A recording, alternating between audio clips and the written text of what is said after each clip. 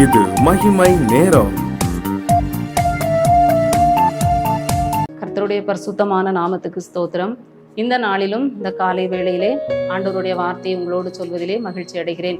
இந்த மகிமை தொலைக்காட்சியின் மூலமாக உங்களை சந்திப்பதிலே மிகுந்த சந்தோஷம் அடைகிறேன்.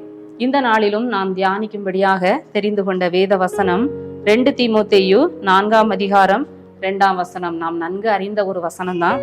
சமயம் வாய்த்தாலும் வாய்க்காவிட்டாலும் ஜாக்கிரதையாய் திருவசனத்தை பிரசங்கம் பண்ணு. சமயம் வாய்த்தாலும் வாய்க்காவிட்டாலும் ஜாக்கிரதையாய் திருவசனத்தை பிரசங்கம் பண்ணு.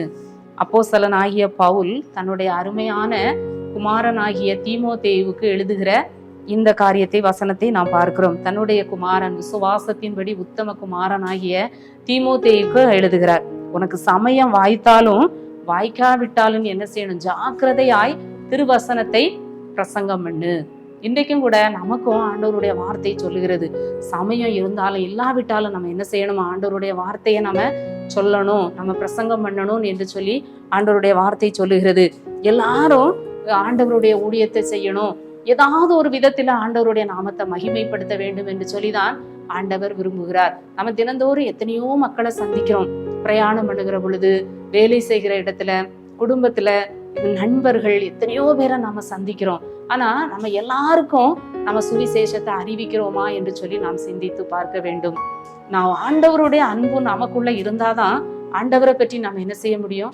சொல்ல முடியும். நம்மளே ஒரு அறகுறையா இருந்தா, நாமே ஆண்டவரை சரியா அறியல, ஆண்டவருடைய அன்பை ருசிக்கல, பெயர் கிறிஸ்தவனாக ஒரு பெயருக்கு நம்ம வாழ்ந்து கொண்டு இருக்கும் பொழுது நாம எப்படி மற்றவர்களுக்கு என்ன செய்ய முடியும்? சொல்ல முடியும். ஒரு அழகான பழமொழி உண்டு, சட்டியில இருந்தாதான் அகப்பையில வரும். உள்ளுக்குள்ள ஆண்டவர் இருந்தாதான், ஆண்டவருடைய கிரியைகள் நம்ம வாழ்க்கையில இருந்தாதான், ஆண்டவருடைய அன்பு நம்ம வாழ்க்கையில இருந்தாதான் அது என்ன செய்யும்? வார்த்தையில வெளிப்படும். ஆனா நமக்குள்ள ஒண்ணுமே இல்லாம இருக்கும்போது நம்ம எப்படி மற்றவர்களுக்கு ஆண்டவரை பற்றி சொல்ல முடியும் அப்படின்னு சொல்லி நம்ம அநேக வேளைகளிலே சிந்தித்து பார்க்கிற பொழுது நம்ம என்ன செய்ய வேண்டும்? நமக்குள்ளாக முதலாவது ஒரு தாகம், ஆண்டவர் மேல அன்பு, ஒரு வாஞ்சை, ஒரு ரட்சிப்பு, அந்த பரிசுத்தம், அந்த அனுபவங்கள் இருக்கிற பொழுதுதான் ஆண்டவரை பற்றி நம்ம மற்றவர்களுக்கு என்ன செய்ய முடியும்? சொல்ல முடியும். கூட பார்க்கிறோம், அழிந்து கொண்டிருக்கிற ஆத்துமாக்கள் ஏராளம் பேர், எத்தனை மக்கள் கண்ணீரோட நம்ம கிட்ட வந்து அவங்க குடும்ப காரியத்தை பற்றி பேசுவாங்க. ஸ்கூல்ல எல்லாம் நிறைய அம்மாமார் வந்து, தாய்மார் வந்து அவங்க குடும்ப பிரச்சனைகளை பற்றி சொல்லுவாங்க. அவங்க வந்து வாழவே முடியாது, இனி சாகதான் வேணும்னு சொல்லி அவங்க கணவன் மனைவி சண்டை பிரச்சனை எல்லாம் பிரிந்து இருக்கிற காரியத்தை குறித்து பேசுவாங்க. அப்போ அந்த நல்ல ஒரு வாய்ப்பு கிடைக்கும், அந்த ஒரு சமயம் கிடைக்கும். இவங்களுக்கு நம்ம என்ன செய்யணும்? ஆண்டவரை பற்றி சொல்லணும்னு சொல்லி ஆண்டவருடைய அன்பு அவர்களுக்கு எடுத்து சொல்வது உண்டு. நிறைய பேர் கண்ணீரோடு அதை கேட்டிருக்காங்க. நிறைய பேருக்கு அது பிரயோஜனமாக இருந்திருக்கிறது. நாம நினைக்கிறோம், நாம சொல்லக்கூடிய சின்ன வார்த்தை இதெல்லாம் ஒரு பெருசா நம்ம நினைக்கிறோம். அந்த சமயத்துக்கு ஏற்ற வார்த்தை அவங்க உள்ளத்துல ஒரு ஆறுதலை தரும், ஆண்டவர் மேல ஒரு விசுவாசத்தை அவர்களுக்கு தரும். இப்படி ஒரு சந்தர்ப்பம் நமக்கு கிடைக்கிற பொழுது நம்ம அதை நழுவ விடக்கூடாது. சமயம் வாய்த்தாலும் வாய்க்காவிட்டாலும் ஜாக்கிரதையாக நம்ம என்ன செய்யணும்? ஆண்டவருடைய அன்பை மற்றவர்களுக்கு சொல்லணும். ஒருத்தங்க பலகீனமா இருக்காங்களா, வியாதியா இருக்காங்களா, அது ஒரு நல்ல வாய்ப்பு. நம்ம அவங்களுக்கு என்ன செய்யணும்? தைரியமா ஆண்டவருடைய அன்பை, அவருடைய குணமாக்கும் வல்லமையை நாம எடுத்து சொல்லணும். கடன் பிரச்சனையில இருக்காங்களா, கண்ணீரோட இருக்காங்களா, அந்த நேரத்துல, அந்த சமயத்துல நம்ம அதை பயன்படுத்தி கொண்டு ஆண்டவருடைய அன்பையும் விடுதலையையும் ஆண்டவர் கொடுக்கிற வெற்றி வாழ்க்கையையும் அவர்களுக்கு நாம் சொல்லுகிற பொழுது நிச்சயமாக அவங்க உள்ளத்துல அது கிரியை செய்யும். அப்படி ஒரு சந்தர்ப்பங்கள் நமக்கு வருகிற பொழுது நாம் அதை வந்து கண்டுகிடாம நம்ம அஜாக்கிரதையாக விட்டோம் என்று சொன்னால் நிச்சயமாக ஆண்டவர் நம்மிடத்திலே கணக்கு கேட்பார். அதைத்தான் வசனம் சொல்லுகிறது. உனக்கு வாய்ப்பு கிடைச்சாலும் கிடைக்காட்டாலும் நீ ஜாக்கிரதையா இரு. ஆண்டவரை பற்றி பேசுவதற்கு, ஆண்டவருடைய நாமத்தை அறிக்கை பண்ணுவதற்கு வெட்கப்படாமல் நீ என்ன செய்யணும்? சொல்ல வேண்டும் என்று சொல்லி அந்த பவுல் அப்போஸ்தலன் தீமோத்தேயுக்கு எழுதுகிறதை நாம் பார்க்கிறோம். நமக்கும் ஆண்டவர் நிறைய வாய்ப்பு கொடுத்திருக்கிறார். நாம் அதை என்ன செய்யக்கூடாது? அலட்சியம் பண்ணக்கூடாது. நிறைய மிஷனரிகள் அந்த வாய்ப்பை பயன்படுத்தினதுனால அவங்க நம்மை தேடி இந்த நம்மளுடைய பகுதிக்கு வந்தாங்க. நாம் இன்னைக்கு ஆசீர்வதிக்கப்பட்டிருக்கிறோம். அவங்க திருவசனத்தை நமக்கு உபதேசம் பண்ணினதுனால, பல்வேறு கஷ்டங்கள் நஷ்டங்கள் மத்தியில தேவ ஊழியத்தை செய்ததுனால இன்றைக்கு நாம் நன்றாக வாழ்ந்து கொண்டிருக்கிறோம். நாமும் கூட அப்படிப்பட்ட மக்களுக்கு ஆண்டவருடைய அன்பை நாம் சொல்லுகிற பொழுது நிச்சயமாக தேவன் நாம மகிமைப்படும். அநேக ஆத்துமாக்களையும் நாம் ஆதாயம் பண்ணலாம். உலக பிரசித்தி பெற்ற அந்த D.L. மூடி என்ற ஊழியக்காரர் எப்பொழுதும் எந்த ஒரு மனிதனை கண்டாலும் ஆண்டவரை பற்றி அவர் சொல்லாமல் இருக்க மாட்டார். ஒரு நாள் அவர் சாலையிலே சென்று கொண்டிருக்கிற பொழுது எதிரே வந்த ஒரு மனிதனை பார்த்தாராம். அந்த மனிதனை பார்த்து அவர் கேட்டாராம், நீ ஒரு கிறிஸ்தவனா என்று கேட்டாராம். உடனே அந்த மனுஷனுக்கு ரொம்ப கோபம் வந்துட்டு, ஓ வேலையை பார்த்துக்கிட்டு போ அப்படின்னாராம். உடனே அந்த மூடி பிரசங்கியார் சொன்னாராம், என் வேலையே இதுதான், என் வேலையே இதுதான் என் வேலைன்னு சொல்லி சொன்னாராம். அவர் மிகுந்த கோபத்துல போயிட்டாராம். கொஞ்ச நாள் கழித்து அந்த மனிதன் ஒரு நாள் அவருடைய வீட்டு கதவை தட்டி அவரிடத்திலே மன்னிப்பு கேட்டானாம்.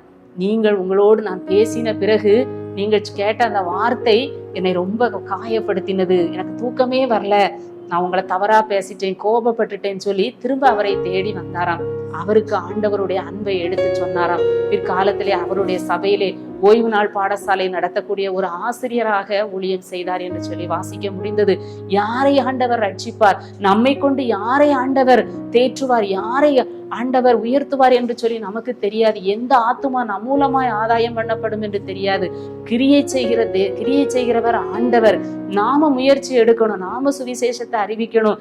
சந்திக்கிற மக்களுக்கு இயேசு என்கிற விதையை நாம போடுகிற பொழுது அதை முளைக்க செய்கிறவர் ஆண்டவர். நாம சோம்பேறியா வெட்கப்பட்டு இதெல்லாம் நம்ம எப்படி வாயை திறந்து சொல்லன்னு சொல்லி நாம வெட்கப்பட்டு கொண்டிருந்தோம் என்று சொன்னால் ஆண்டவரும் நம்மை குறித்து ஒரு நாள் என்ன செய்வார், வெட்கப்படுவார். நீ தைரியம் உள்ள வெட்கப்படாத ஊழியக்காரனா இரு என்று சொல்லி அந்த தீமோத்தேயுக்கு எழுதுகிறதை நாம் பார்க்கிறோம். நமக்கு சமயம் கிடைக்கும் போது, வாய்ப்பு கிடைக்கும் போது எந்த விதத்திலாவது கர்த்தருடைய நாமத்தை மகிமைப்படுத்த வேண்டும் என்கிற எண்ணம், ஏக்கம் நமக்கு வேண்டும். வேலை செய்கிற இடங்களிலானாலும் சரி, அலுவலகத்தினாலும் சரி, இல்ல ஸ்கூல்லனாலும் சரி, படிக்கிற இடங்கள்லனாலும் சரி, எந்த இடத்திலாவது கர்த்தரை மகிமைப்படுத்த வேண்டும், கர்த்தரை குறித்து 2 வார்த்தை சொல்லணும். அப்படி நம்ம முயற்சி எடுக்கிற பொழுது நிச்சயமாக தேவன் நம்மை ஆசீர்வதிப்பார். நம்முடைய வாழ்க்கையில அப்படி ஒரு தீர்மானம் எடுப்போம். ஆண்டவரை பற்றி சொல்லுவோம். தேவையோடு இருக்கிற மக்களுக்கு, எதிர்பார்ப்போடு இருக்கிற மக்களுக்கு, ஏக்கத்தோடு இருக்கிற மக்களுக்கு சரியான நேரம் இதான் என்று சொல்லி அந்த சுவிசேஷத்தை அறிவிப்போம். தேவனுடைய அன்பை எடுத்து சொல்லுவோம். தேவன் விடுதலை கொடுக்கிறவர், அவர் ரட்சிக்கிறவர், சமாதானம் தருகிறவர், நித்திய ஜீவனை தருகிறவர் என்கிற சுவிசேஷத்தை நாம் சொல்லும் பொழுது நிச்சயமாக அந்த ஆத்துமாக்கள் ரட்சிக்கப்படும் என்பதில் சந்தேகமே இல்லை.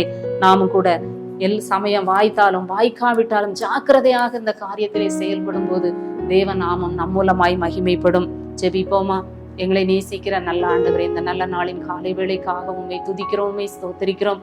ஆண்டவர் கொடுத்த நல்ல வார்த்தைக்காக உமக்கு நன்றி செலுத்துகிறோம். ஆண்டவரே, எந்த சந்தர்ப்பத்திலும் எந்த சூழ்நிலையிலும் வாய்ப்பு கிடைக்கிற பொழுதெல்லாம் உங்க நாமத்தை மகிமைப்படுத்த, தேவையோடு இருக்கிற மக்களுக்கு உங்க அன்பை எடுத்து சொல்ல எங்களுக்கு கிருபை தாரும். மீட்பர் இயேசு கிறிஸ்துவின் மூலம் ஜெபிக்கிறோம் நல்ல பிதாவே, ஆமென்.